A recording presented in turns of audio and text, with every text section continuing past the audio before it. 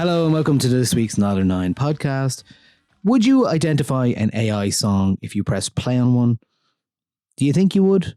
Well, this episode is partly about how I was duped by an AI musician. I covered an artist on the website last year that it soon became apparent after a couple of months that was actually an entirely AI created musician.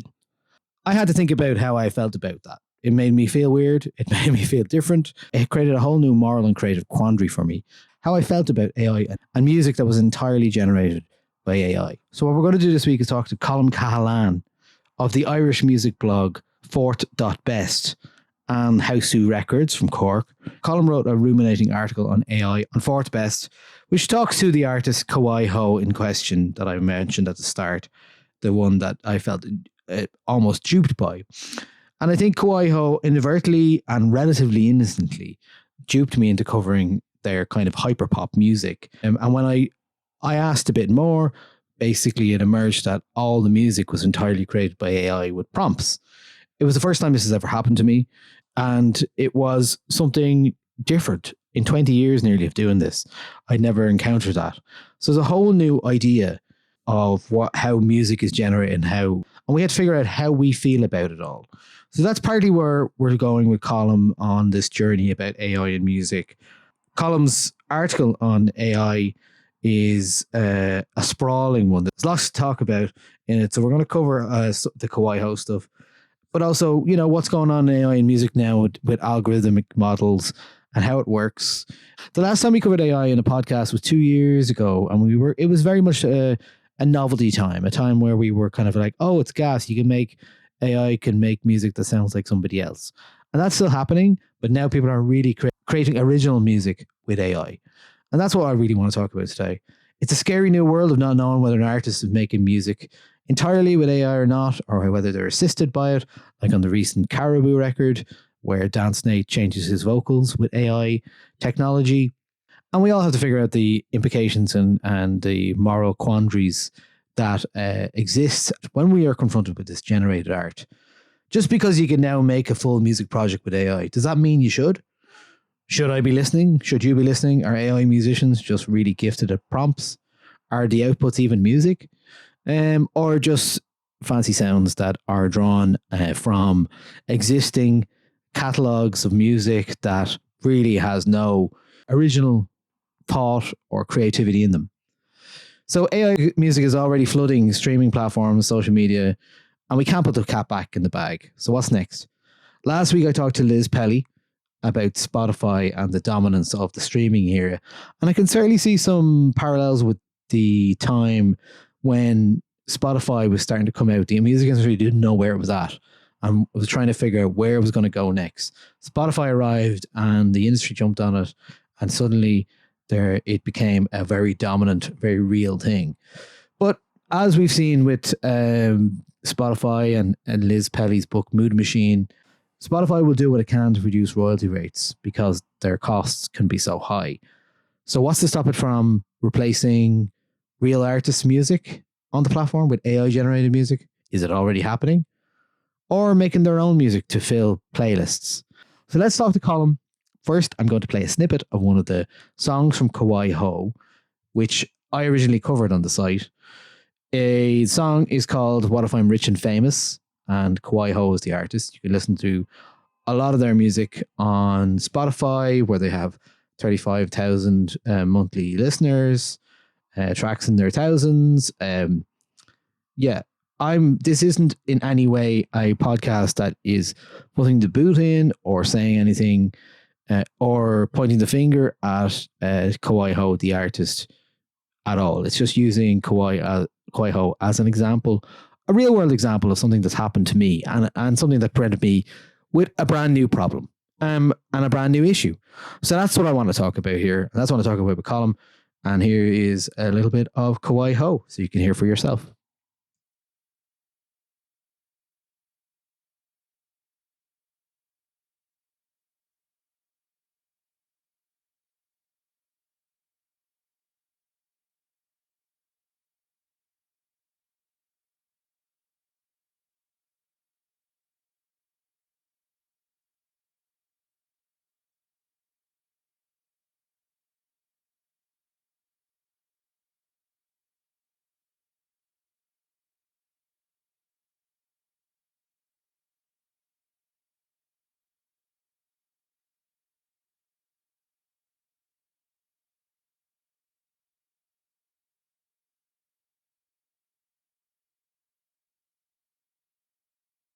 All right, Colm, how are you? Hey. So last time we talked about AI on the Niall podcast, we were talking about or the timeline where in AI in music where it was all about novelty and people were Mhm. creating songs that sounded like other songs, and we were doing it in the podcast where we were making ourselves or typing in words that sounded like Drake or Paul McCartney, and it was kind of like this. It's kind of gassy, you could do that, but also like it was just very much a novelty, and like that I it kind of felt like that time where people were really feeling out what AI in music is doing. Now, the article you've written on Fort.best, music is what we want for our children. Fort best view on AI. So you're trying to, I've been thinking a lot about AI recently, and we have a crossover here of an artist that we'll talk about later Mhm. on. But I think just to start with, I think I've been thinking about that guy from Sono, the Mikey Schulman quote. Mhm. And I think that gets to a lot of the problem I have, and a lot of there's ideological differences with AI and how AI is used from people in the tech industry, and then people who are approaching it from a creative, artistic background. And I think what Mikey Schulman says, the founder of the music tech firm Sono, says, it's not really enjoyable to make music now. It takes a lot of time, it takes a lot of practice. You have to get really good at an instrument or really good at a piece of production software. I think the majority of people don't enjoy the majority of time they spend making music. Now, Mhm. to anyone who's making music, I'm not a musician, but anyone Yeah. who's made music or enjoyed a craft, the idea that there should be some sort of, you should take the joy or the work or the toil or the creativity out of making something is such a tech bro universe idea. And I think that's where a lot of the ideological differences are coming from in terms of how music is applied to AI now. What do you Mhm. think about that idea? Because it's something we see a Yeah. lot with like you say, and with you call it Daniel Ek as well, that famous thing about Mhm. music as content, basically. He called music Yeah. content. I think that the exact phrase that Daniel Ek used was the cost of creating content is going to zero. Yeah. And when I set up Fort Best as a website, the idea was I wanted to kind of cover not just Irish music, but also issues affecting Irish musicians. Because my background is I've done some work with like a small Cork-based record label that kind of came out of a lot of like optimism of streaming, where it's like anyone can just put music on Spotify now. So let's follow that to where it comes from. And now that I'm kind of somewhat out the other side of that and really pessimistic about the future of that world, I kind of wanted to take a lot of that, write it down.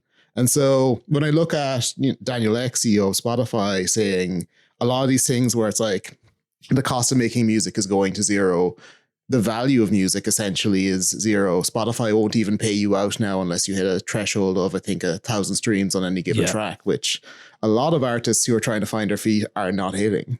So Fort Best was kind of a website that, wanted to cover that as well. When I talk about artists, I often kind of talk about how the deck is stacked against them in a lot of ways. And this kind of story that I got into about AI music in Ireland and kind of that one artist that we'll talk about a bit later was kind of out of this situation where streaming is going to be full of this stuff. Like it's so easy to make. It's quite easy to set up systems where you get on like playlists and it turns a bit of money. And this is what like artists are competing against. But the people at Sono have the idea that they're convinced it's a tool they're making for musicians. They don't see the difference between someone who's trying to make a quick buck off of Spotify plays and someone who treats music as a craft. And that's like such an alien view, not just to people who make music, but people who care about music, people who listen to music. Right? Yeah, it's that idea that everyone who wants to make music should be doing it for the reasons to make a quick buck financially, to like, game a system almost. It's a bit of I always come back to the idea of these, models or AI technology as these cheat codes that allow somebody to do something. And you see it a lot now. For my sins, I'm still on Twitter just to promote whatever. And you see it on Threads as well. You don't know, like the line always starts with 98% of people don't know anything about or don't know how to use this. I know how to use this. Set up a faceless YouTube channel, create AI generated Instagram influencers. And it's the dystopian part of modern life that is already pretty, upsetting as it is. But and when we apply it just back to music, you're like, well, what is going on here? It's an interesting time. We've had a number of, say, in the UK, the government seemed to be giving carte blanche to AI companies to train their models on copyrighted material, which we then saw. That's why we saw this. What was it called? The Silent Album. The Silent Album, Kate Bush and Damon Albarn amongst 1,000 artists on a silent AI protest album. It was called Is This What We Want? 1,000 UK artists, basically to highlight the idea that nobody wants their music used in a training model so that without permission. So last week on the podcast, we talked to Liz Pelly, and when we talked to Liz Pelly about, the advent of streaming and Spotify and all the things that followed, we're talking about a time in music where people didn't know what was coming next. And there was a wild, wild west, the Pirate Bay. People were downloading music illegally, all this kind of stuff. And the industry kind of looks at it and goes, I don't know what to do. And then what happens is Spotify emerges as a very confident platform to show the way of the future, to light the future for these record labels who are being decimated in terms of people. It's like people aren't buying music in Sweden, they aren't buying music. So therefore you see this example of Spotify growing in influence because this starts to happen in different markets. So what we're seeing now is like the last couple of years, the last time we talked about AI on the podcast, we had like a Drake weekend fake song that took off. Yeah. So we had a lot of that. Are you seeing much of that now? Like, what are you seeing AI in music being used for right now? Mm-hmm. So when I wrote the fourth best view on AI, I was really kind of focused on this like new wave of tools like Suno that are designed essentially to produce entire songs from like text input. So like you would put in lyrics, or you just like have some other AI system generate lyrics, and then you'd put in like a genre descriptor of some kind to kind of illustrate the style that the tool should go for.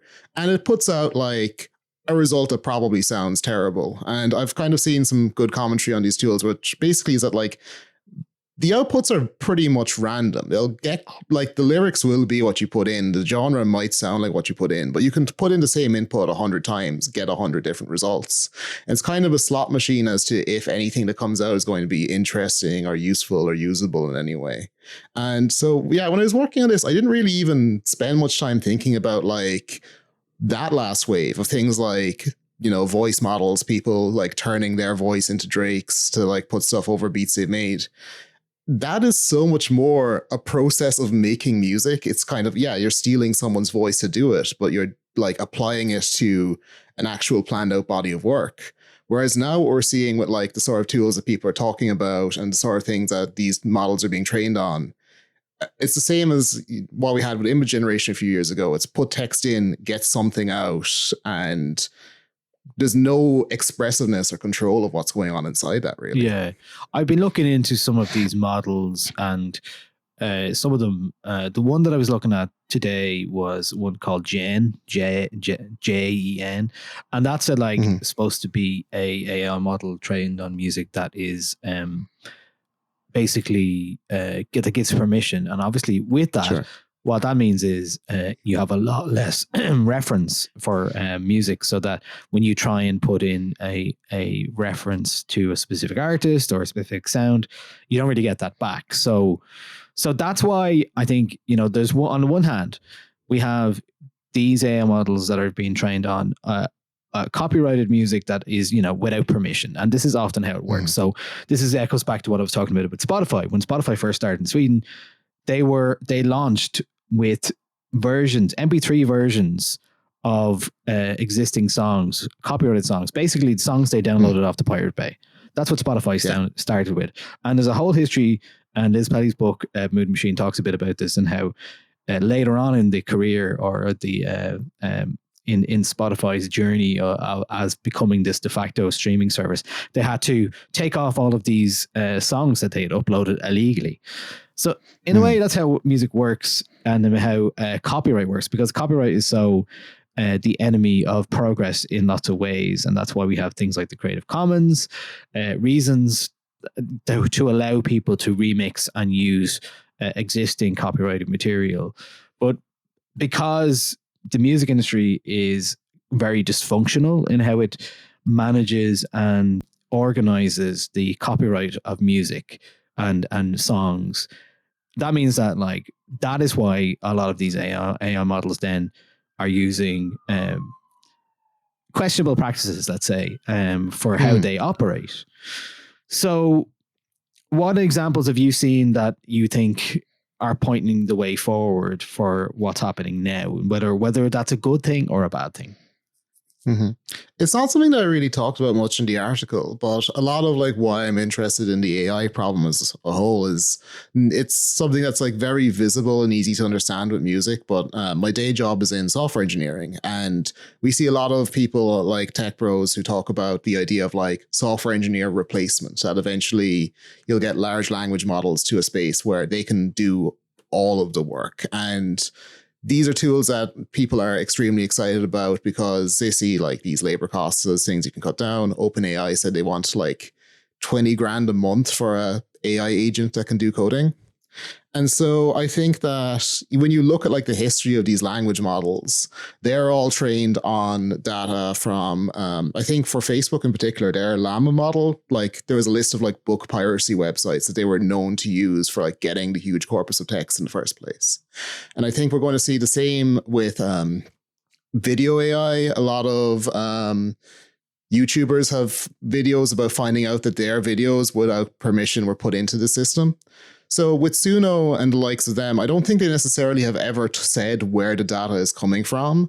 And like they would have told us if they were allowed to it in the same way that Jen probably does, right? Yeah. But we can assume that they have like something very similar to like the way that Facebook scraped all their text out. They're using just these massive corpuses of pirated music. Maybe they're ripping from streaming platforms directly. Maybe they're using something like YouTube. What we do know about how they work is that they definitely have like MP3s. They're compressed. They're not like original master recordings. Because you can actually hear like the sound of MP3 compression in the audio it generates. That's true. Yeah. Even today when I was using the Gen thing, I was like, yeah, I could hear that tinniness in it. And the founder of that company said that, you know, they have adapted that to create studio quality versions. Now, I don't know how that works exactly, but it does seem like a bit of a leap, all right. To me, it's kind of interesting to look at where these tools are like seeing use, right? Which is you can generate a bunch of music with this, but like no one's really doing it for their own entertainment. If you're paying for a product like this, it's probably part of like some sort of a business push for you, you know? And Spotify has already been known to be quite manipulatable for like pulling money out of it in unintended ways. There was a really good report on Spotify being used for money laundering in Sweden, for example. Yeah. There's a lot of the examples of people just like uploading stock music there and getting onto playlists that are even like editorially curated by Spotify. So I think someone, Ben Jordan on YouTube, did a really good analysis where he just went through, I think, the top 100 tracks on Suno and other platforms. And I think found that like over 90% of these are getting put onto streaming platforms and they're not being open about the fact that they're being made with AI tools. Yeah. I think Deezer put out a report recently where they were talking about getting tens of thousands of AI generated songs per day into their system. So it's definitely a situation where, you know, some streaming platforms will fight back harder than others. I know Deezer has claimed they're investing in like AI detection and just blocking the material from the platform entirely. Spotify has done it with some sources, but not others. There was like a company called Boomer, I think, or something like that. Boomy maybe. I'll look that up in a second. Boomy. But they claimed that they had generated enough music that it qualifies for 14% of all recorded music in history. Right. And all of that was going on to Spotify. Spotify was like, look, that's too much. We're cutting you off. Yeah. but it wasn't a technical thing; it was a distribution thing. Yeah, and that's okay. Well, you're doing too much quantity. It's a funny one because, like, I mean, there's no way of putting the cat back in the bag here now with this, right? Mm-hmm. It's kind of like AI is happening in music, whether we like it or not. It's how we react to it now that is the question. And I think when it comes to distribution of that music on Spotify, there's already I can't remember the term or the number of tracks that are being uploaded to Spotify every day or streaming services in general. Mm-hmm. But it's in their thousands, and it's only getting more, and therefore, rather than all of the actual moral questions about how artists make money, which, a lot of, we touched on some of that kind of stuff last week with Liz Pelly, a lot of what happens is, it's the consumer as well that's into this, the person that's listening at the end of it. So you're like, well, all of this music, like we saw with the perfect fit content stuff with Spotify, where artists were allowed, basically production houses essentially had deals with Spotify to upload, as you say, stock or library music or mood-based music, and for a reduced royalty rate. There's an incentive there for Spotify to use that music. And with the AI stuff, it's kind of hard to know what's going to happen, because as it gets better and better and better, it's going to be harder to detect, and therefore it'll be harder to delete. And therefore it's only when these things blow up, where like there was a song recently, a dance track that was talked about in the UK, where somebody thought it was a Lily Allen vocal and it's apparently doing really well, all this kind of stuff. And she was like, it's not me, but it's probably sounds like it was trained on her vocal, stuff like that. It's like, who, obviously there's number one, there's the copyright and royalty aspect of that in terms of the music industry, but there's also a creative part of that where you're like, okay, absolutely, who gets to say to do that? We cannot, I mean, this is like you have to, it's just going to happen, it's going to keep happening. And so I don't know where that goes, but might be now a good time to discuss then the artist in question that you contacted me about the article for. I gave you some quotes about it for, and I don't think I've really talked about this myself, because I was, in a way, because we're all trying to figure out what AI in music means, and what that means in a practical term for somebody like myself who writes about new music is like, I told you I felt duped by this artist, because the artist is called Kawaii. They were releasing music last year at a kind of fast-paced rate. And I was getting sent the music. And in the context of me listening to Irish music and Irish musicians, and every week I go through the irish@niall9.com folder, which is like hundreds and hundreds of tracks.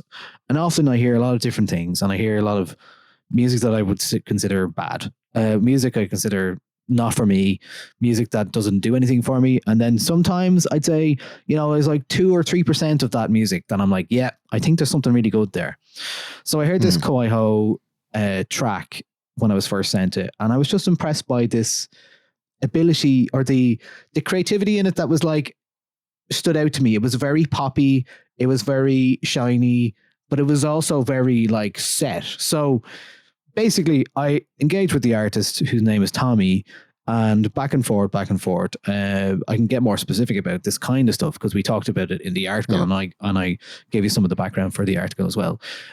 But essentially, I was like, this is really interesting. It's not perfect, and it's super uber poppy, but there's something in this that was like, I was like, this is something that I hadn't heard from an Irish artist before. So I was like, I'm engaged. Yeah. So, often what happens is when somebody contacts me like this, and I feel like I can offer some advice, or sometimes like, well, what is your plan? What are you planning to do? And Tommy was kind of vague about a lot of the stuff that they were doing, and that's fine.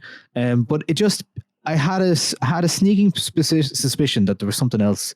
I wasn't being told something. So eventually the term AI, or it was like AI music label, appeared on one of the tracks. And this is after like 4 or 5 tracks. And I had featured the tracks on the website and in playlists. So it was my first encounter with an artist who was presenting as a regular artist, regular music person, a regular producer, who then it was revealed that, okay, this person is actually making music with AI.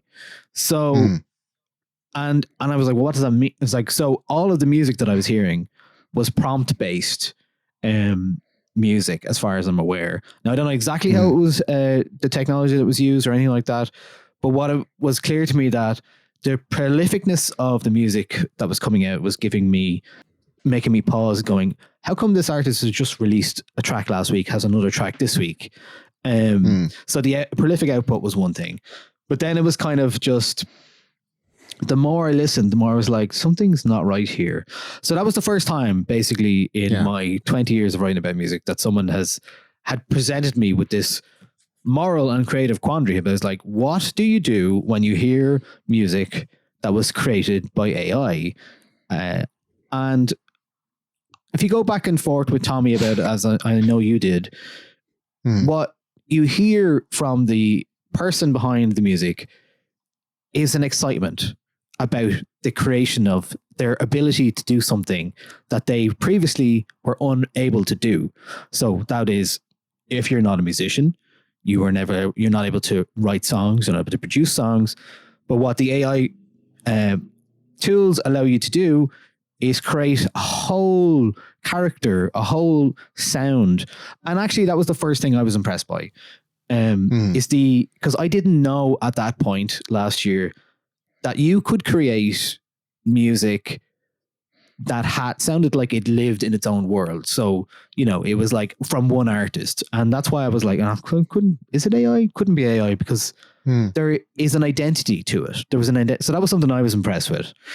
And that's something that often when I hear stuff about AI music and I hear the resulting track, I'm like, well, you don't hear that. So it seemed like Tommy was very good at prompting, essentially, to create these songs and create this music and in this style that the music has.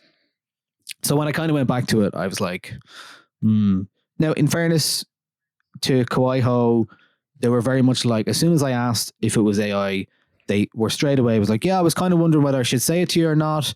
But I decided I would. And I was like, okay. So the first time I was like, I felt a bit duped, because I was like, I don't like, it was my first time. Like, of course, being duped. And I was like, okay, how does that make me feel? But you kind of have to be duped to figure out how you feel about these things. And you're like, absolutely. Wow, okay. Yeah. So what happens? Because, they were presenting as this artist who was like excited from Wexford, who was making music, who was like excited about the process of making music, writing songs about Charlie XCX. And I was like, what is happening here? This is so prolific that there's something else going on. So when I realized that, I was like, okay. In talking to Kawaii yourself, what did you discover about, I guess, the creativity or the intent behind the music? Yeah, absolutely. So I learned about Kawaii music through Niall or Nine. I think I listened to like one or two other tracks you covered, and I was like, this is, it's uber poppy, as you said. It wasn't for me personally. Vocals sounded a bit weird, but like the production, like it felt like produced music. I wasn't like hearing like weird differences in the instrumental, whereas like something is off about this. Like it kind of sounded like, like 2010s kind of dead mousey, kind of housey kind of stuff, where it's like, it's not super out of the ordinary. And I just kind of felt like, okay, this, it's not for me. Then at some point, like on the 909 Discord, you mentioned I've learned there's some AI stuff going on here. I don't know how to feel about it. Yeah. And then only kind of recently when, Mikey Schulman and Daniel Ek had kind of made like statements around the value of art and where their tools fit into it, I was kind of like, okay, I only know one person who's doing this in Ireland, but I'm just going to ask them why. What's the actual, like, what's the reason why someone will go and just like use these tools and like try and set themselves up as an artist? Because I was curious, like, are they doing it for like, creating this vocal, like a style of singing or an approach that they're not using? Are they making stuff and just like putting certain elements of an AI track into it? Like, what's going on around here? And the kind of first things I saw when I spoke to Tommy about it was, again, the same thing you said. There's like an actual excitement about this. There's a case where it's like, I see this as an instrument. I'm going to get the exact quote up, but like, it was something that really caught me off guard a bit, was this idea that like, to me, the difference is that you use traditional or digital instruments and I use AI, and we are both making music. It doesn't matter how music makers create the music if the music is good. And then for me, AI is like a traditional instrument without any disrespect. AI can be nice and helpful for some creatives who don't know how to compose a song, but only know how to write lyrics. So I was kind of like, okay, this is kind of interesting where this person is using a tool that's very new and is giving them abilities that they otherwise don't have. But like I've tried out Suno and I didn't feel that at all. Yeah. So I asked a couple of questions like, do you feel this is, the question I asked was, do you feel this is a meaningful expression of your own taste, style, and ideas? And they said, absolutely yes. It's bringing my ideas to life. All of my lyrics are based on my own experiences and feelings. I make sure the output matches the vision. If the AI isn't right, I'll tweak it or I'll scrap it again and try again. The AI plays a big role, but creative direction is always mine. And to me, it's like, this is almost a litmus test, right? Where you show someone that quote, and a lot of musicians that I spoke to since I put out my piece really bristled against that because they kind of see it almost as this situation of it's delusion. They're not doing anything. They're just kind of getting outputs. If they don't like them, they'll say, oh, the AI is not doing what I wanted to. I'll try again. When they get an output they like, they're like, I made this. This is me. Yeah. And it's your programming essentially is how a lot of people would see it. You know, you're like, you're throwing code almost at a wall and seeing what happens, and then kind of go, you get something that you're happy. And you're like, well, that's my code. That's what I'm happy with. Yeah, exactly. But the thing is like, but coding is precise, whereas this is like very much, there's so much room for randomness and so much room for like differences with the exact same inputs that like, while I do believe that, you know, Tommy has said they feel like they've gotten a better understanding of how to prompt from like experience and spending a lot of time doing this, which is something I believe. I've seen it with visual AI as well, where there are like tricks and techniques you can use to get more consistent outputs. To me, it is like, it just feels like something that doesn't work for me. It's something that I feel it's, you know, these people kind of who use AI to make music, they'll talk about how it's their creativity and their expression. But really, it's just kind of putting their like signature on the technology itself. And like it's anyone who uses a tool and kind of gets the experience, like you have such limited control over it. You've limited room for expression. It's hard to really say what sets like one user apart from another. Yeah. Right? Well, that's interesting to hear because you said you tried some of these a bit more than I have anyway. And like, that was the thing that stood out to me. I was like, wow, there's like a creation of something that I was like, I didn't think AI was able to do. And certainly afterwards, when I realized you could definitely hear the tinniness in the vocal, and I will say like the vocal presents as a woman, a female vocal. And I think the artist is non-binary. So, but I, on my first instance, I was like, oh, well, it's a guy making music that, you know, the comparison is our Caribou album most recently, where Dan Snate used AI to train his voice, so that he could use it basically almost like a vocoder or a pitch shifting thing, so he could use his voice with a different style. This is where I had to figure out my principles almost around this, because I was like, okay, apart from the fact that he was criticized for essentially rapping and cultural appropriation on that album, the rest of the stuff is like, that's just like applying an effect to a voice. What is the difference here? Well, that's okay. I'm okay with that, because I can see AI is a tool. That is the original source, is the original artist who trying something and is making it happen. The same where I can, while I understand the issues that people have with like the brutalist and stuff like that about the dialogue and changing it, it's less of an issue for me because it's not fundamental. I think the good example as well is probably, and I think you were talking about is in the Discord as well, as the Interstellar 555 film, the Daft Punk film, where they what did they do? They extended the frame with AI, or they filled it in. My understanding is they don't have the original animation cells anymore. So they've just like used AI to like polish the images, like turn like low resolution image to something that looks like it's in 4K.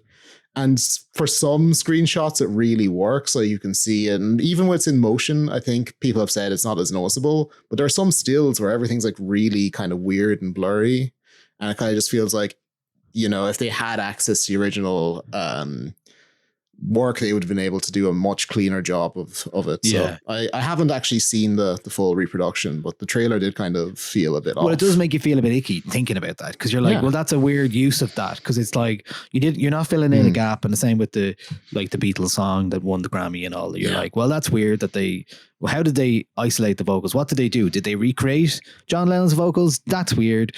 Is it used to like clean up audio? That is a different thing. So it's these different degrees of what we're trying to figure out is your principles are okay with. So when it came down to it, when I was talking to Tommy about this, well, first of all, I thought that the name Kawaii Ho it had AI in it was part of the deal. Turns out it wasn't. It was just a thing, a reference to Japanese culture, I thought. So yeah, but so I kind of was in real time figuring out how I felt about this, and it made me decide that I wanted to hear from artists who were putting their heart and soul, or whatever you want to call it, their own creativity into their music, their authenticity. And the reason I felt duped was because I heard what I thought was a promising young producer who had a knowledge of pop melodies, who wasn't quite doing exactly what I loved, but I was like, there's something here that's they'd hit on something that was very immediate, and that immediacy comes from prompts, and I know that now, but I was like, it's wow, there's a craft here that I thought was happening that isn't happening, and that's where I felt the duped nature of these things. But it's like any times I've heard any other AI stuff, it's basically been it's been used as to ape something else, or in a worse fashion, or it misses the nuance. There was another project there, I think it's Mark Graham actually, who was a part of it. It was this Clem Collective thing. So that was for the Output Music Festival in Belfast a few months ago. And it was the Galway label Strange Brew said they were releasing music from an AI artist. But I think that whole thing has gone very quiet. So I think what actually happened there was that the Clem Collective put out a track, and it was an AI driven track, but it was designed as a conversation starter, designed to be a song to be used and talked about at a conference where you're like, oh, this is what actually AI can do. How do we feel about it? So that's that's still where I'm at with this now. I'm sorry.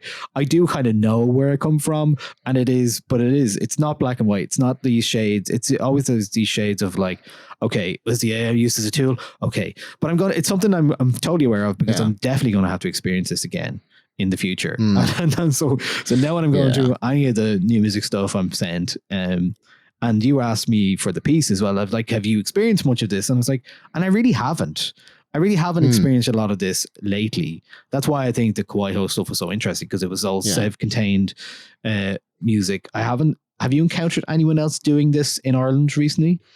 Not in Ireland, no. And that's kind of one of the things about it, is this kind of idea of people pushing themselves as like having an artistic identity around like doing AI stuff like this.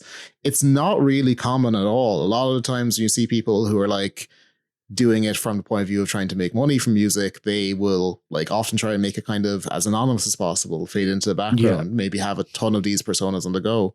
With Tommy, it's not that. Tommy does have this like idea of AI music label, I think they've called it. Yeah. But they haven't created any other personas for it yet. And it does look like they're really kind of focused in on Kawaii Ho as this like channel for like figuring something out. To me, I think one of the things that I felt about it was I wanted to, again, like I said, I want to understand why. What does someone gain from this process? What's the motivation for doing it? And with Tommy, with Kawaii Ho, I feel like I saw, there's a lot of talent and a lot of skill in the things they're doing around the music. Like, it's all very well presented. The videos are nice. The graphic design's good. The website design is good. It's just that, to me, there's very much a case where someone like Tommy could be doing that work in service of, an artistic community, in service of other artists around them, instead of having to be like the main character of the story.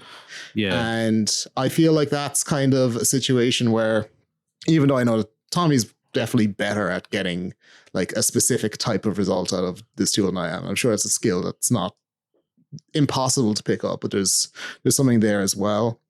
Like, I really just want to know, like, what's the motivation here? And a lot of what I got from Tommy was just a sense of like frustration with like trying to make music in the past. Like, they have tried to use like a digital audio workstation. They have tried to like get their hand into like traditional ways of making music. They said they grew up in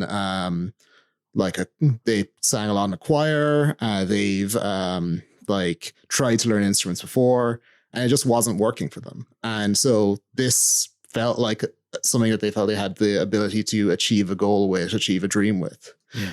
And I feel like the view that I'm kind of coming towards is someone like Tommy is harmless. Yeah.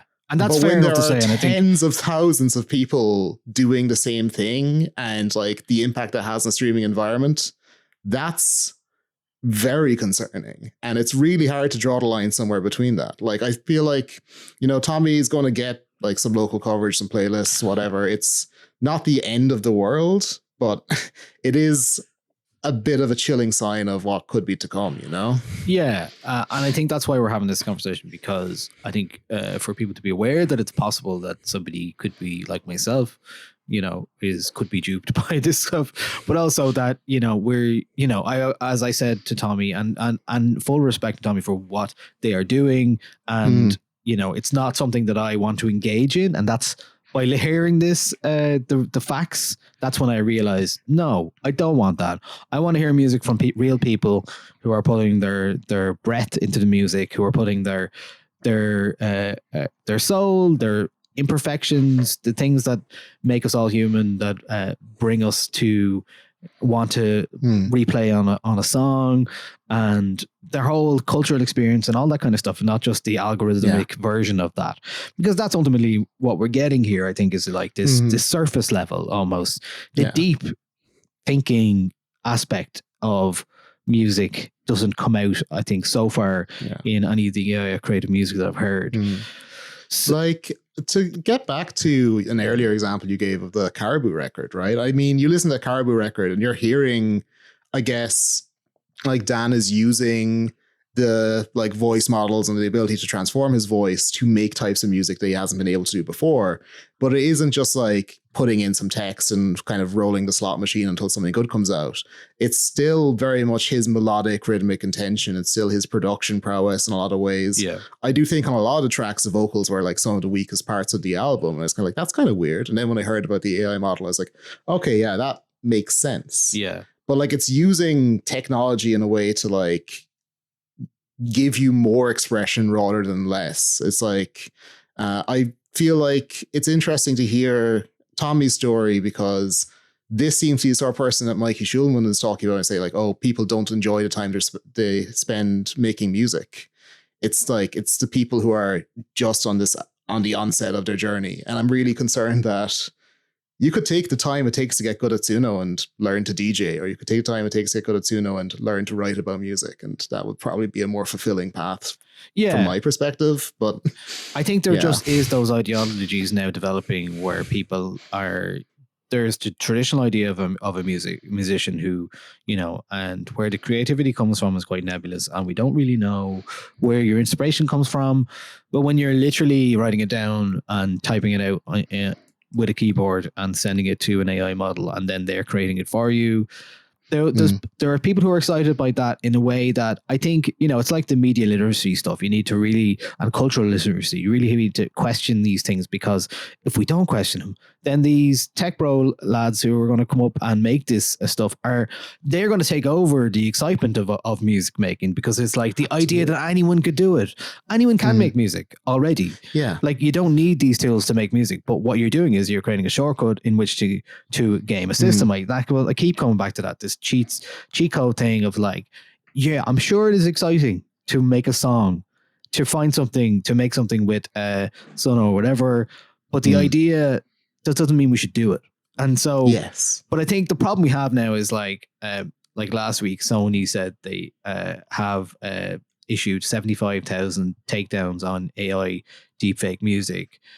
Like I said, this isn't going away and it isn't reversing. Yeah. So I don't really know what comes next. I think, is there one thing about that Gen AI platform that I was looking at is that at least they are trying to compensate for the reference. So if you make a song, the example used on the Future of What podcast that I was listening to with the CEO of Gen was, okay, so if you're writing a song for a car commercial and you want it to sound like a certain way, so you can go, okay, write a song, a rock and roll song, or say a bright pop song that sounds like Train to Self, that sounds is in the style of Imogen Heap, right?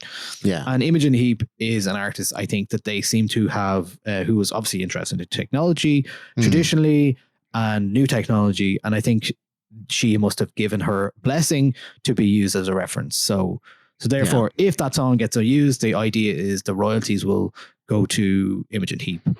That's all well and good now, but that's not the way the technology works. Technology is, it's really hard for those kind of, while it's very noble to think about that in terms of compensating artists, that's not how it's going to work in the future. So essentially we're back at the time when Spotify was developing and people were like, well, everyone's just downloading music. What do we do now? And so currently the industry's answer is trying to address that. And it comes back to the putting the guardrails around copyrighted material. And while I fundamentally agree that that is a problem and that is something that shouldn't be encouraged, it's going to happen. Yeah. It's going to happen. So absolutely. I don't know where it's kind of scary, really, isn't it? It's like the chance that somebody might already, we are in a world where any artist could blow up with any song on a TikTok algorithm or whatever it is. And you're seeing then, songs being written with those platforms in mind, and then the immediacy of all this stuff. And then you're like, when you add AI into the mix, you're like, we're in a whole new world in a way. We're in a world where music can be created so quickly and so competently that we now have to discern what kind of music we want, what kind of music we want to engage with. So yeah, I think it's just a tough situation to be in now because we don't know what's next. But clearly these platforms are not going away in any way. So I don't know. Have you any thoughts about the future of AI music this year, or like where we're going? There's so many threads you can go on. I would say like one or two things that kind of interest me, even coming off what you just said. Like you look at the Gen Tools approach of, well, we want to be able to make references, something that is compensatable. So Imogen Heap has like a path to make money from a system like this. That's fine and good if you are a name as well recognized and as stylistically out there as Imogen Heap is. But I mean, who's going to profit off of something like that? The main examples I can think of are going to be the artists' absolutely massive libraries that have already been sold off. So like we look at how there's been like massive auctions for the master rights to like legacy artists. Those are going to be the foundations for a system like that. And it's going to benefit like people who hold rights more than artists themselves, which is to me something that's very much something to worry about. The idea now is that, the people who own enough music can just kind of create their entire separate music industry outside of what the, lay musician is able to access. And that's a bit worrying. And I also was speaking very recently to Sloucho, the Dublin electronic producer who both of us have covered a fair bit. He was saying, so he's done something very similar to what Dan Snaith has done with like using AI effects to transform his voice on some of his more recent stuff. And, again, I think it's a really cool and interesting use for systems. It tends to be trained on like much less material. The rights make more sense. The possibilities are much cooler. But he was saying that when I was talking about the idea that people who use tools like Suno to make music, they kind of just, essentially act as faces in front of the technology. They're not really doing much expressive. Sloucher pointed out to me that there's a really interesting thing happening right now, which is a lot of people who are learning how to make music like they're going to YouTube, they're learning how to use like FL Studio or Ableton or whatever to make music in the style of certain artists. Like there's like really like specific recipes for music that people are following, where a lot of people who are approaching music from this technical approach aren't really even like putting much of their own expression in, or not learning enough about music to know how to do something new with it. And that's kind of, to me, that's interesting as well, right? But I think there's a real conversation about how do we go about educating like next generations on how to make music and why to make music in like this environment where, you know, as you probably heard from speaking to Liz, there's so much pressure to make music in certain ways to like be able to perform in the algorithms, be able to perform in editorial playlisting. Yeah, I think that specific idea of being inspired by an artist is something that a specific sound or trying to recreate it, that's a human kind of want, I think, a human desire to do that. But yeah, I think technology obviously makes it a lot easier now. And yeah, it does bring its own worries or concerns around it. But I think generally, look, people are going to make music that sounds like other music and inspirations that they like. And that's, but yeah, I think, yeah, the idea there is that technology is making it easier again and again, and it continues to do that. Not that it has, like, it's not a new problem. It's been doing it for years. So it's really about the person's imagination and intent when they start that. Because truly, you know, I mean, the music most of us that are listening to this podcast or doing this podcast are interested in is music that moves in a way that feels different, maybe authentic, maybe it does something fresh and new. And you can only get to that point if you develop and work on the craft and do it. And, you know, the 10,000 hours idea or whatever, you know, you really have to, it's great that isn't it amazing that there's so many of those kind of YouTube tutorials to show you, masterclasses to show you how, like there's, I think it was Disclosure have one that's like, here's how to make a Disclosure song. And there's loads, and it's fascinating. Even somebody who's not a musician watches it, and I'm like, wow, it's cool. And then the techniques, so something like, you know, low frequency, sub bass and all that kind of stuff that was very difficult for somebody to figure out in the late 90s or something like that. Like that information is very readily available now. So it makes that interesting as well. But yeah, I don't know. Yeah, I think it is worth, you're talking about a fundamental shift of music creation and how music education is thought of. So yeah, I don't know. But I think that's the thing. People are always going to just pick up something because they want to do it or they want to try it. So yeah, I don't know where that goes, but yeah. I mean, and as well as that, I think we just need to address the elephant in the room, which is what's going to happen with how streaming platforms react to this. Like Spotify is already very comfortable with using like mass produced music through the whole area of perfect fit content. And it's easy to imagine that if they will possess the technical ability to just generate all that music themselves, that's going to be an even bigger shift in a different direction. Yeah, so, that's fairly dystopian now to think about, you know, the platform becoming the pop will eat itself thing of the platform becomes the artist. And that's, I mean, they're already a bit there anyway with the perfect fit content, like you said. Absolutely. You know, essentially preferential treatment given to artists with reduced royalty rates. And then there's also the issues around reduced royalty rates are in discovery mode and stuff like that as well. That's going to make it more difficult for artists to even make a living in the first place. And that's already where it is. It's very difficult to make a living. You know, and it is worth thinking about those ideas in terms of, and someone, are you convinced then to start an AI music label? You're going to, no, obviously not. But like, are you doing more label stuff? Is that something you want to do more of? Yeah, so I kind of started Fort Best as like my new primary project in music, but I'm still intending to have some involvement with the like back end of music. So just later this month, actually, we have a new album coming out by Matthew Xavier Corrigan, who's been involved with my label Houseu from the start. Very first release in Houseu was covered by Niall 9 back in 2018, and we've been, you know, working on getting better at the process the whole time, both on, you know, Matthew's evolution as an artist and my kind of deeper understanding of what's going on the other side.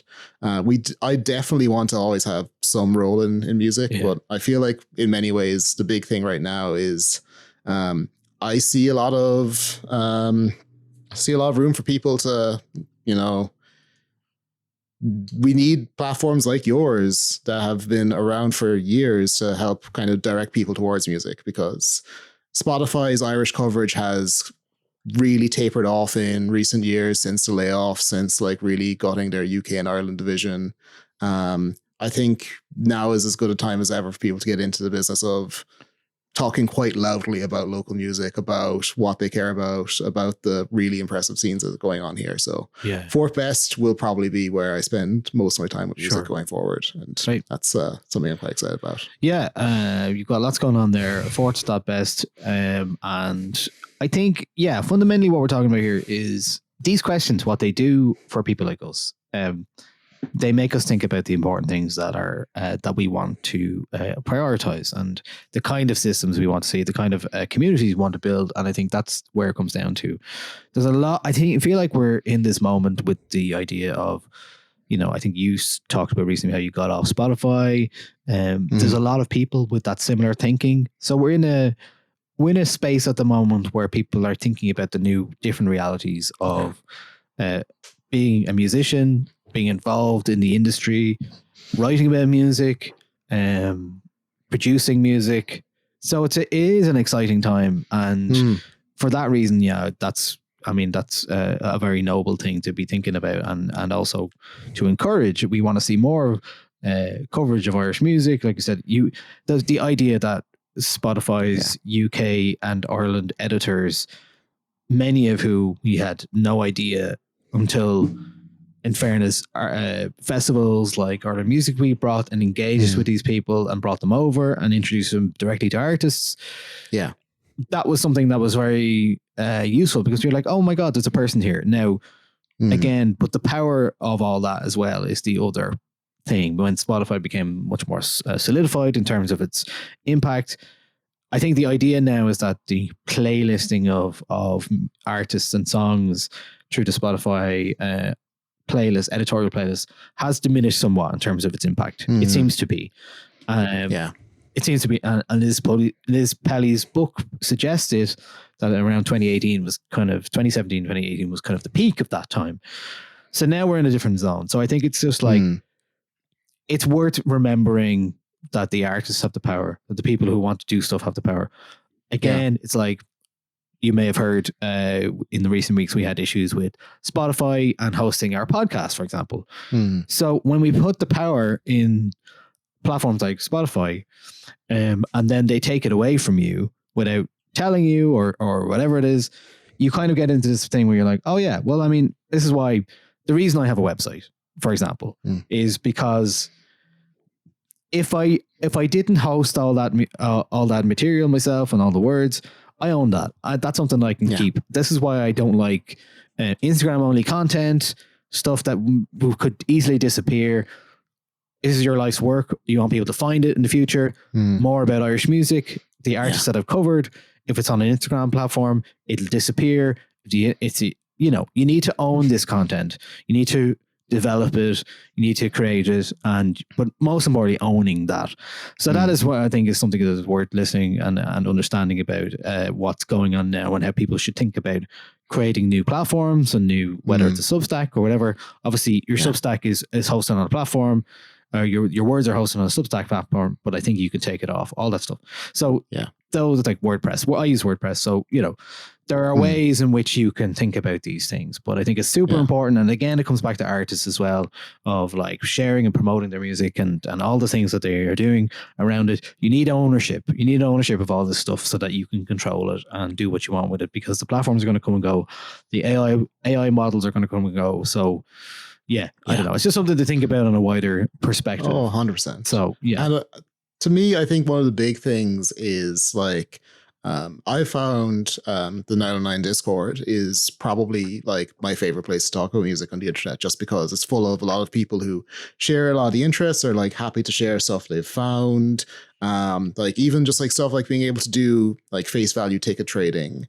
Like all of that's been just phenomenal for just having being able to be excited about music because there's like a little space that's easy to drop into, talk to other people about it, learn about it that way. I've been trying the Discord thing with Fort Best as well. I think it's been going pretty well there. Yeah, We have our I own was kind of set dipping of in regulars. yesterday. I heard somebody was doing did a ska version of Irish Hash Mafia with the Irish Hash Mafia a cappellas. I was like, wow, fair play.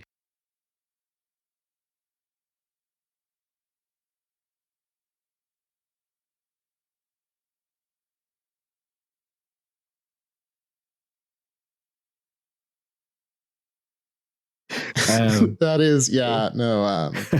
Kev made the joke that he was going to do that, and I did not expect him to actually provide the WAVs for that. But yeah, no, that's it. And even like Rory releasing the acapellas for Irish Hash Mafia and saying like, let's let people remix that. Let's see what other people in Ireland are going to do with this material. Like that's a really powerful move. Yeah, I think that just like, a lot of it does come down to artists need to be comfortable with getting their music out there in ways that isn't just like relying on streaming platforms. Like there's going to be some of how do I meet people where they are?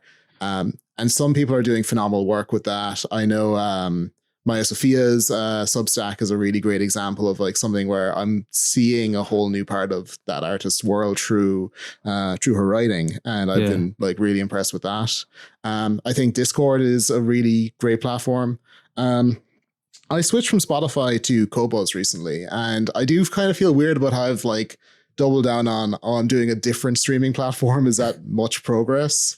But I love that Qobuz like has like actual like text editorial. They're not just writing playlists. They're like writing actual reviews. They're giving like really detailed biographies. They're covering like a really broader range of artists than I was expecting when I first signed up. It was kind of so I feel like, and apparently they also pay like one of the better royalty rates by far. So I was like, I think this is maybe, it's not all the way out of streaming, and I feel like streaming is going to be a hard habit to kick, but it's some amount of progress at least. Sure. And well, fair play. I think I actually joined Qobuz on your recommendation because I was looking around and my friend is on Tidal, and I was like, I'm on Spotify. Yeah. Obviously, I feel weird about it now, but I kind of feel like I have to be there for now, and maybe I should make that decision to move. I don't know. Anyway, I'm weighing that up at the moment, but it's almost like I've been using Qobuz as my own personal non-work thing, and I've been really enjoying it for that. Yeah, and you're right. I've seen, I can't remember what the artist was recently, but yeah, there's some really well-written context for the albums and stuff like that that I've been playing, and I was surprised by that. Also, the quality and stuff like that as well. The options, it's much more like nerd friendly. Obviously, you know, to be able to, I think I saw somewhere that says that Qobuz's like lowest streaming rate is basically equivalent to Spotify's highest in terms of quality. Now, a lot of our ears can't really detect differences when it all comes down to whatever, you know, speakers you're playing or like them through or whatever it is. But I think it is like again, streaming isn't going anywhere, but it's about that not going with the status quo thing and just being like, well, how can I release this in a way that's different? Like even on a very small level, the Irish producer T-Walk said he's not going to be putting music on Spotify anymore for his stuff. It'll be Bandcamp first, and then some of the streaming services will have the music.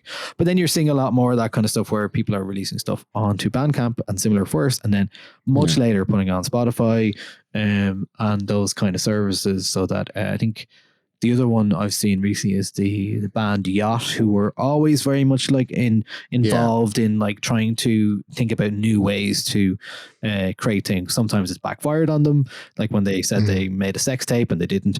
Other times is when like I think the most recent stuff is called New Release, and they sold it for a few months on vinyl only, and then they eventually put it up on streaming. That works fine for somebody who in a local scene or whatever. You're like, well, I've heard this album. And the last time I had that recently was, I remember at the Irish Music Merch Market thing at Christmas, and Storka Richardson was selling a version of the album that she made, which was a covers album of the Killers' first album. And so this is something that she had done. I can't remember what the name of the brand is, but she had covered it in full with I think there's a brand, Turntable Kitchen, possibly, who do it. So they ask artists to cover an album in full. And funny enough, we were just talking about that yesterday with Vegan covering Air's Moon Safari. But anyway, I saw her sell this copy album in person, and I was like, because I wasn't able to buy it anywhere or hear it anywhere, I was like, I knew immediately was like more interested in wanting it. Even though I'm not actually interested in the Killers that much either. So, but I was like, but the motivation was like, oh, something different, and that's like something we all have to think of. So we're kind of going off on a tangent here, but anyway. Oh yeah, no, I know. Definitely, like, I think moving back towards physical releases is very exciting. You see, like, people you would never expect to be playing their music out on cassette tape doing cassette tape. Like, Courtesy's got that weird DVD case thing for his CDs coming out soon that I'm kind of into. Mineral Stunting, the like Cork-based ambient project from Eamon Ivory. He's put out a lot of kind of explanation recently for why he's leaving streaming platforms behind and going all in on like self-distributed CDs, which I think is a really nice move. I need to get a proper CD player for my setup at this point. But yeah, I think that, there's a lot of people who are doing great work with that. I'm trying to think, the weirdest one, this was also a Merchy Christmas one, was I think Ben Bix had like version of one of his records that like came in like an envelope with like a map and a like listening guide for all the tracks on it. Like, just, it was a Bandcamp download, but came with these like really unusual physical aspects. I was like, that's cool. Like, I will happily pay for music anyway, but it's nice to be given like just a little bit extra to be like, oh yeah, absolutely. Yeah, well, it's just, I think it's just like, again, we're in whether it's the Mercury in retrograde or whatever the fuck you want to call it. Like, it's the idea that, people are starting to think about releasing things in a different way and doing things in a different way. And hopefully we'll be talking about that again in future, because that's 100%. Something that is very prevalent. But yeah, Fort.best, you can check out all your work, and anything else you'd like to plug or shout out? Yeah, no, I do want to say again that Matthew Xavier Corrigan record is coming out on the 21st. I think it's some of the best music I've ever had the privilege to have some involvement with. So it's really exciting to have that coming out. Great. And yeah, if you do make it to the Fort.best, I really recommend checking out the Discord as well. Yeah, absolutely. Discord is great. I mean, it's like I said, I'm delighted that it exists, that we so anyone who's not understanding maybe what Discord is, if you haven't joined or whatever, I mean, your Discord is a public one based off through your site, through your website, and then mine, the whole idea was I wanted to keep it private for people who were members essentially of the Patreon. So patreon.com/Lion is where people can access it, and the reason I did that because I wanted to make sure that it stayed in a way.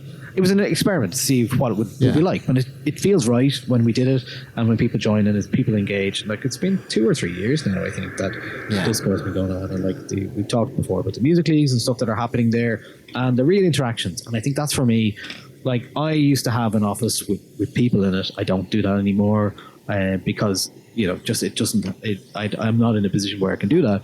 But what the Discord has given me is that the kind of water cooler moment around music on a day-to-day level, which is just really, really nice. And it's important to recognize that you need that.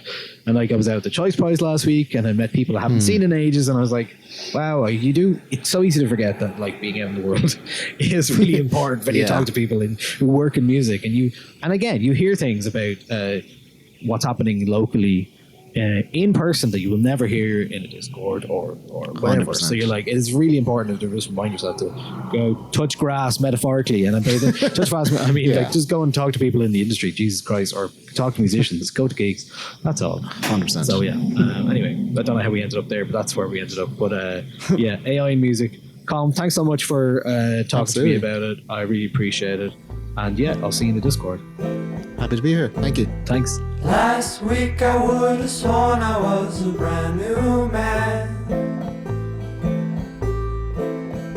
This morning I woke up so fucked I could barely stand. I'm not not making the decisions and it's freaking me out. The only thing I can rely on is the taste of the blood in my mouth. Salt water, rescue me. Thanks to Colm Cahalane for the chat. Fort.best is where you can catch his work. And it's a really nice site that's been running for the last year. And you can join the Discord, the Fort.best Discord there as well.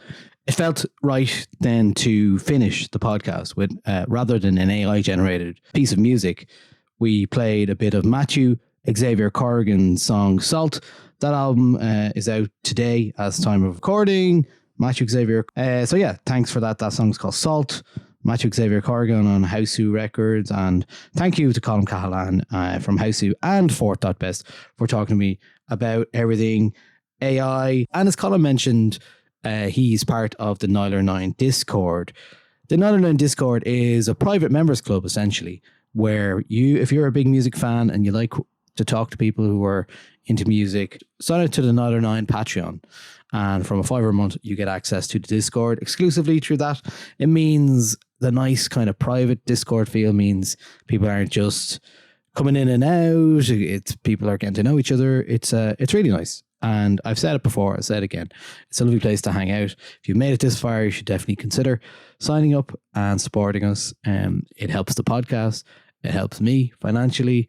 But it's also a really lovely place to be. So that's the spiel over. Niall 9, Patreon. I appreciate it. And thanks to Colm.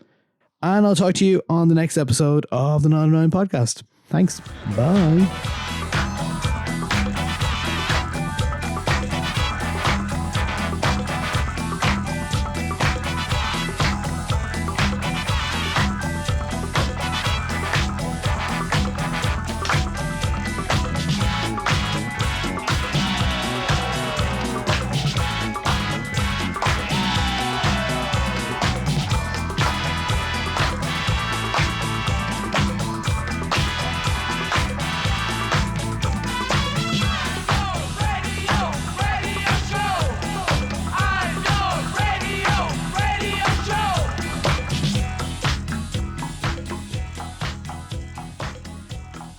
Thanks for listening to the 909 podcast.